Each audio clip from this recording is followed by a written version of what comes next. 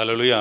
இங்கே வசனம் என்ன சொல்லுதுன்னா, நீ காலாட்களோடு ஓடும்போதே உன்னை இளைக்க பண்ணினார்களானால் குதிரைகளோடு எப்படி சேர்ந்து ஓடுவாய்? சமாதானமுள்ள தேசத்திலேயே நீ அடைக்கலம் தேடினால் யோர்தான் பிரவாகித்து வரும்போது நீ என்ன செய்வாய்? ஹல்லேலூயா. உங்களை பார்த்து தான் 100% கர்த்தர் இந்த வார்த்தையை கேட்குறாரு. கர்த்தர் இந்த வார்த்தையை கொடுத்து இதுதான் ஜெப குறிப்பாக அதான் கொடுத்தாரு உங்களுக்கு வேண்டி. அதாவது நீங்கள் டெய்லி பண்ணுற ப்ரேயரில் இந்த பாயிண்ட்ஸை வச்சுக்கோங்க. ஓகேயா? இந்த வசனத்துலேருந்து என்னன்னு நான் சொல்கிறேன். ஓகே, முதல்ல என்னென்னா, அதாவது இந்த சம்பவம் எப்படின்னா, எரேமியாங்கிற தீர்க்கதரிசி மற்றவங்களை பார்க்குறாரு. மற்ற ஒவ்வொரு ஜனங்களெல்லாம் துன்மார்க்கெல்லாம் நல்லா இருக்கானே, அநியாயம் அக்கிரமம் செய்கிறவனா நல்லா இருக்கானே அப்படின்னு சொல்லிட்டு அதை பார்க்குறாரு. அப்போ எரேமியாவுக்கு உண்டான வார்த்தை. ஹல்லேலூயா. எரேமியா யார்? கர்த்தருடைய தீர்க்கதரிசி இல்லையா? அவரை எரேமியாவை கட்டவும் நாட்டவும் பிடுங்கவும் இடிக்கவும் ஏற்படுத்தினார். தாயின் கருவில் உண்டாகிறதுக்கு முன்னாடி பேர் சொல்லி அரைஞ்சிருக்கார் இல்லையா? அதே தான் புதிய ஏற்பாட்டு சபைக்கும் உங்கள் ஒவ்வொருத்தரையும் ராஜாக்களாகவும் ஆசாரியர்களாகவும் தேவன் ஏற்படுத்தி இருக்கார். வெளிப்படுத்தின விசேஷம் 1:6 ஓகே. அப்போது நீங்கள் ராஜாக்களும் ஓகேவா, ஆளுகையும் உங்ககிட்ட இருக்குது. ஆதாம்கிட்ட கொடுத்த அந்த ஆளுகை ஓகேவா, கர்த்தருக்கு சித்தம் உண்டுனா அந்த ஆளுகையை பற்றி சொல்கிறேன். ஓகே, உலக பிரகாரமான ராஜாக்கள் கிடையாது. ஓகே, ஆனால் ஆசாரியத்துவம், லேவி கோத்திரம் செஞ்சு ஆசாரியத்துவம் நீங்களும் நானும் செஞ்சே ஆகணும். அதுதான் இங்கே சொல்லுதுக்கு. அப்போது அந்த மனுஷன்கிட்ட சொல்கிறாரு, நீ காலாட்களோடு ஓடும்போது உன்னை இளைக்க பண்ணினார்களானால் குதிரைகளோடு எப்படி சேர்ந்து ஓடுவாய் அப்படின்ட்டு. அதாவது ஃபஸ்ட்டு காலாட்களோடு ஓடுறது. இப்போ நீங்கள்லாம் என்ன பண்ணிகிட்ருக்கீங்க தெரியுமா? நீங்கள் உங்கள் கூட இப்போ காலாட்களோடன்னு மீன்ஸ் ஒரு யுத்த காலம் இருக்குது. யுத்தத்தில் தெரியும் இல்லையா, ஃப்ரண்ட்டில் காலாட்படை இருக்கும், அப்புறம் குதிரைப்படை, யானைப்படை, அதுக்கப்புறம் அந்த மாதிரி வரிசையாக இருப்பாங்களா. ஃப்ரண்ட்டில் நிற்கிறது காலாட்படை. ஓகேவா? அவர் என்ன சொல்கிறாரு, அவருடைய விஷனை பாருங்களேன். நம்மளுடைய தேவனுடைய விஷனை தாவீது அழகாக சொல்லுவார். என்னன்னா, இஸ்ரவேலின் சேனைகளின் தேவனாகிய கர்த்தருடைய நாமத்தில் அப்படி. அதாவது இஸ்ரவேலை சேனையாக பார்க்குறாரு. ஓகே, அதாவது யுத்த வாரியர்ஸாக. ஓகே, ஒரு போர் களத்தில் இருக்க மாதிரி. ஓகேவா? அப்போது நீங்கள் காலாட்களோடு ஓடும்போதே உங்களை இளைக்க பண்ணினார்களானால் அப்படின்ட்டு முதல் குறிப்பு இதுதான். இதுக்கு என்னன்னா, நீங்கள் என்ன பண்ணுறீங்க? ஓகே, உங்கள் கூட இருக்கிறாங்க இல்லையா, அதாவது மனுஷங்க ஓடுறாங்க இல்லையா, உலக மனுஷங்க ஓடுறதை பார்த்து நீங்கள் சோர்ந்து போகிறீங்க. அதாவது உங்களை இளைக்க பண்ணினார்கள் அப்படின்ட்டு. நீங்கள் மற்றவங்களை பார்க்குறீங்களா, அடுத்தவங்களை பார்த்து இப்படி இல்லையே இருக்கே அப்படி அவங்க கூட கம்பேர் பண்ணுறீங்களா? ஓகேயா? கம்பேர் பண்ணுறதுனால என்ன ஆகுது? நீங்கள் இளைத்து போகிறீங்க. கர்த்தர் என்ன சொல்கிறாரு? ஆக்சுவலாக நல்ல போர் சேவகனாக தீங்கு அனுபவி அப்படின்னு சொல்கிறார் இல்லையா? தீமோத்தியில் சொல்லுவார். தீமோத்திக்கு அவருடைய சீஷனுக்கு, பவுலுடைய சீஷனாக உருவாக்கப்பட்ட தீமோத்திட்டு அழகாக சொல்லுவார். ஓகே, நல்ல போர் சேவகனாக தீங்கு அனுபவி. அதாவது நம்ம இருக்கிறது நிறைய பேர் ஒரு சில ஆவிக்குரிய சபையில் சொல்லுவாங்க. அவங்க என்னன்னு சொல்லுவாங்க, நீங்கள் யுத்த காலத்தில் இருக்கீங்க, கர்த்தருடைய சேனை நீங்கள் அப்படின்னு சொல்லி அதை அவங்க மைண்டுக்குள்ளே இன்சர்ட் பண்ணுவாங்க. ஆக்சுவலாக அது உண்மையும் கூட. ஓகே, நீங்கள் ஒரு யுத்த களத்தில் இருக்கீங்க இல்லையா? அப்போது நீங்கள் தேவனுடைய சர்வாயுத வர்க்கம் இல்லைன்னா எப்படி பிசாசை மேற்கொள்ளுவீங்க? ஓகே, இதனால தான் உங்களுக்கு வீழ்ச்சி வருது. அப்போது தேவனுடைய சர்வாயுத வர்க்கத்தை தரிச்சிட்டு தான் நம்ம யுத்த காலத்தில் நிற்கணும்.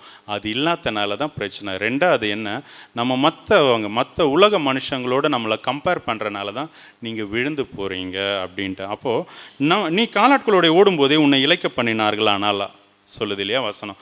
அப்போ இப்படி இளைத்து போகாதபடிக்கு தேவ பலன் நம்மளில் பூரணப்படுறதுக்கு யாராச்சும் ஒருத்தர் ஜெபிங்க. ஹல்லேலூயா. அதான் மற்றவங்களை கம்பேர் பண்ணக்கூடாது. கர்த்தர் எனக்கு வச்சதை நம்ம ஒவ்வொருத்தருக்கும் வச்சுருக்கதை நிறைவேற்றணும். ஓகே, அப்படி நீங்கள் அவர் மைண்டில் என்ன வச்சுருக்கார், பிதாவினுடைய ஆதீனத்துக்குள்ளே உங்களை குறித்து என்ன இருக்குன்னு பாருங்கள். நீங்கள் காலாட்களோடு ஓடும்போதே உன்னை இளைக்க பண்ணினார்களானால் குதிரைகளோடு எப்படி சேர்ந்து ஓடுவாய் அப்படின்ட்டு. அப்போது குதிரைகளோடு ஓட வேண்டியது தான் தேவ சித்தமாக இருக்குது. நீங்கள் ஒவ்வொருத்தரும் குதிரைகளோடு ஓட வேண்டியது தேவ சித்தமாக இருக்குது. அதாவது எல்லாமே ஆவிக்குரிய அர்த்தம் தான். குதிரைகள்னால் இப்போ அந்த ஹார்ஸ் பீச்சில் இருக்குது, காட்டில் இருக்குது, அந்த குதிரைகளோடு ஓடணுமானா கிடையாது. ஓகே, குதிரைன்னா வசனத்தை என்ன சொல்லுதுன்னு சொல்லி பார்க்கலாம். சகரியா 6வது அதிகாரம் 5வது வசனம். அதுக்கு முன்னாடி இருந்து நானே படிக்கிறேன்.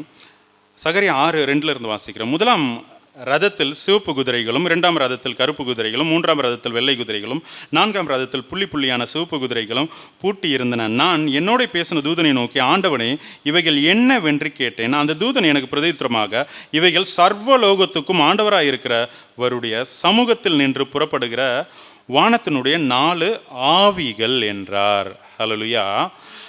அப்புறமா நீங்கள் வாசித்து பாருங்கள், உட்காந்து தியானிங்க. அதாவது குதிரைன்னா என்னென்னா, குதிரை யுத்தத்துக்கு ஆயத்தமாக்கப்படும், ஜெயமோ கர்த்தரால் வரும்.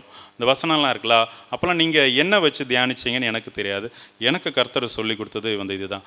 குதிரைகள்னால் ஆவி, தேவனிடத்தில் இருந்து இன்னும் சொன்னால் அது நடப்பிக்கிற ஆவி, அதாவது நம்மளை லீட் பண்ணி கொண்டு போகிறது. அது இன்னும் கொஞ்சம் டீப்பாக போவோன்னா பரிசுத்த ஆவியானவரை குறிக்குது. ஹல்லேலூயா.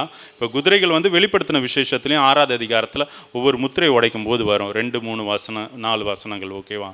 நான் பார்த்தபோது இதோ ஒரு வெள்ளை குதிரை கண்டேன். அதன் மேல் ஏறி இருந்தவன் வில்லை பிடித்திருந்தான். அவனுக்கு ஒரு கிரீடம் கொடுக்கப்பட்டது. அவன் ஜெயிக்கிறவனாகவும் ஜெயிப்பவனாகவும் புறப்பட்டான். ஹல்லேலூயா. அதாவது அவன் ஜெயிக்கிறவனாக புறப்பட்டான். ஓகேவா? அப்போ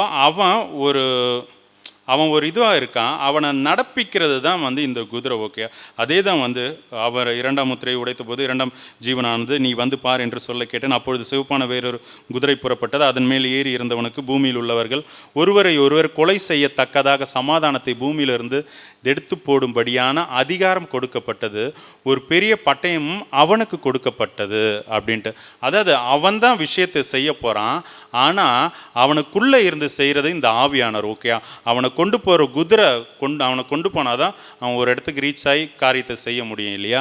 அப்போது இந்த குதிரை குதிரைகளோடு எப்படி ஓடுவாய்ங்கிறது தேவன் அவருடைய ஒவ்வொரு நிறைய ஆவிகள் இருக்குது. ஓகேவா? குறிப்பாக வெளிப்படுத்தின விசேஷத்தில் சிங்காசனத்துக்கு முன்னாடி 7 ஆவிகள் இருக்குது. அந்த 7 தீபத்தை அவர் சமூகத்தில் இருக்க ஆவிகள் சொல்லுவார். ஓகேவா? அப்போது அந்த ஆவிகளோட அவருக்கு சமமாக நம்ம எப்படி ஓடுவோன்னு உங்களை கேட்குறாரு. ஹல்லேலூயா.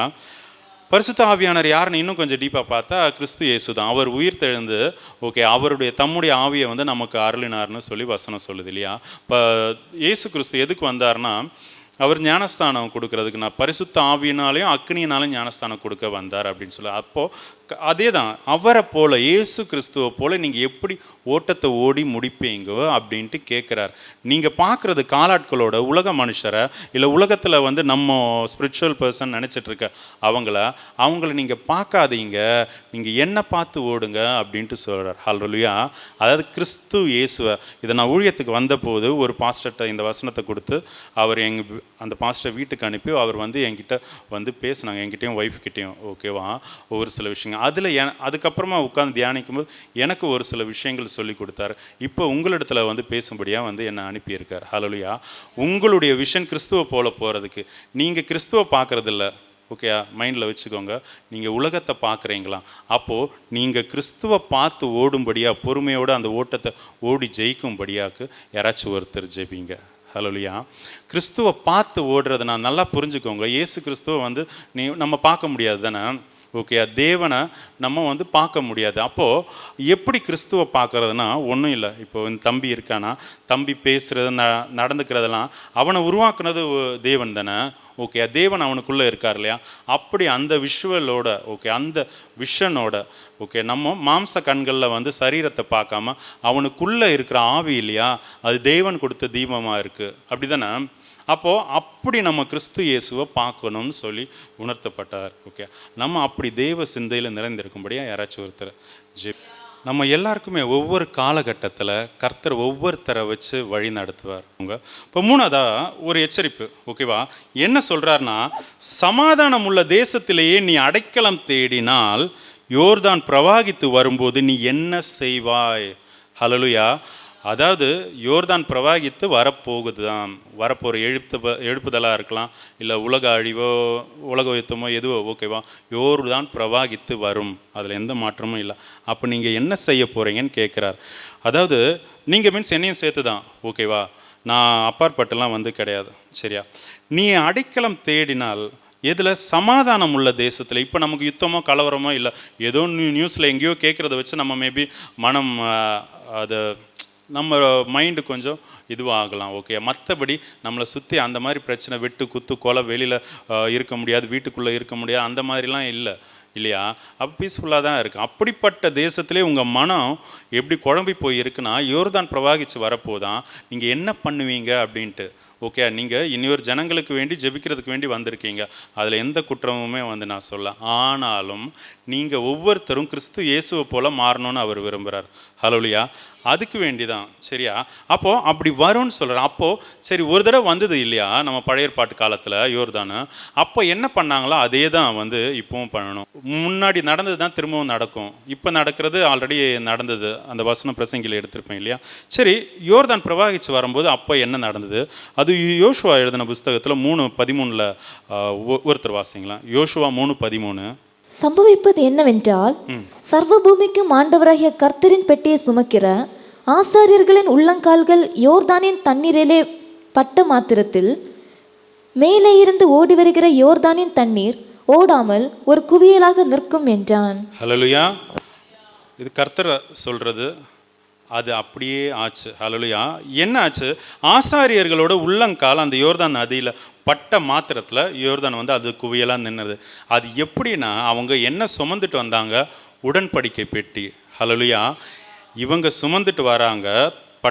இவங்க கால் வந்து அந்த தண்ணியில் நதியில் பட்ட உடனே அது அப்படியே சுவர் மாதிரி எழும்பி நிற்குது. இவங்க போய் அதில் நடுவில் நிற்பாங்க. எல்லா ஜனங்களும் அந்த நதியை கடந்து போனதுக்கப்புறம் இவங்க போவாங்க. அப்படி தானா? ஹல்லேலூயா. ஓகே, சரி. அப்போது அதே தான் நீங்களும் நானும் செய்யணும். ஹல்லேலூயா. ஓகேவா? அதாவது உடன்படிக்கை பெட்டி சுமந்துட்டுனா அதில் என்னெல்லாம் இருந்தது? ஆரோனுடைய தளிர்த்த கோல் இருந்ததா? தேவனுடைய அந்த 10 கற்பனைகள் உள்ள அந்த 2 கற்பலகை. ஓகே, மண்ணா வைக்கிற பொற்பாத்திரம் இருந்ததா? ஆரோனுடைய தளிர்த்த கோல்னா தெரிந்து கொள்ளுதல். உங்களை எதுக்காக அழைச்சாரோ அந்த தேவ சித்தம். ஓகே, அழைச்ச அழைப்பும் கிருபாவாரங்களும் மாறாதவைகளே இல்லையா? உங்களை எதுக்கு அழைச்சாரோ அதில் ஃபஸ்ட்டு நிற்கணும். ஓகே, ரெண்டாவது அவருடைய வசனங்கள் நமக்குள்ளே இருக்கணும். ஓகே, அதுதான் அந்த 10 கற்பனைகள். சரியா? மண்ணா வைக்கிற பொற்பாத்திரங்கிறது ஒவ்வொரு நாளுக்குள்ள அந்த இன்னைக்கு என்ன செய்யணும், நாளைக்கு அது தேவ சித்தம். ஓகே, அது தளிர்த்த கோல் வந்து தெரிந்து கொள்ளுதல். அப்போது நம்ம தேவன் தெரிஞ்சு கொண்ட இடத்துல இருக்கணும். அந்த இடத்துல வந்து தேவனுடைய சித்தத்தின் படி இருக்கணும். ஓகேவா? எதையும் வச்சுட்டு இருக்கணும், அவருடைய வார்த்தையும் நம்மளை வச்சுட்டு இருக்கணும். அப்போ அதை வச்சுட்டு அந்த பிரச்சனை போராட்டம் வரும்போது நம்ம நிற்கும்போது மற்றவங்களுக்கு விடுதலை கிடைக்கும். ஹல்லேலூயா. எப்படின்னா திறப்பில் நிற்க சொல்கிறார். ஹல்லேலூயா. ஹல்லேலூயா. உங்கள் ஒவ்வொருத்தர்ட்டையும் தான் வந்து ஆவியானவர் பேசிக்கிட்டு இருக்காரு. திறப்பில் நில்லுங்க அப்படின்ட்டு. ஹல்லேலூயா. ஓகேவா? அவர் என்ன சொல்கிறாரு? ஒரு மனுஷனை தேடின. ஓகே, ஒரு மனுஷனை தான் தேடுறாரு. அந்த ஒரு மனுஷனையும் காணேன் அப்படின்ட்டு. எதுக்கு? திறப்பில் நிற்கவும் சுவரை அடைக்கவும். ஹல்லேலூயா. அப்போது அதே போல் நீங்களும் நானும் இருக்கணும். ஹல்லேலூயா. இப்போ திறப்பில் நின்று நம்ம ஜெபிச்சு மற்றவங்களுக்கு விடுதலை வாங்கி கொடுக்கணும். இதற்காகவே அழைக்கப்பட்டீங்க. ஹல்லேலூயா. இதுக்கு வேண்டி நம்ம இந்த உலக ஜனங்களை பார்த்து ஓடாமல் தேவ சித்தத்தை அறிஞ்சு திறப்பில் நிற்கிறதுக்கு யாராச்சும் ஒருத்தர் ஜெபம் பண்ணுங்களேன்.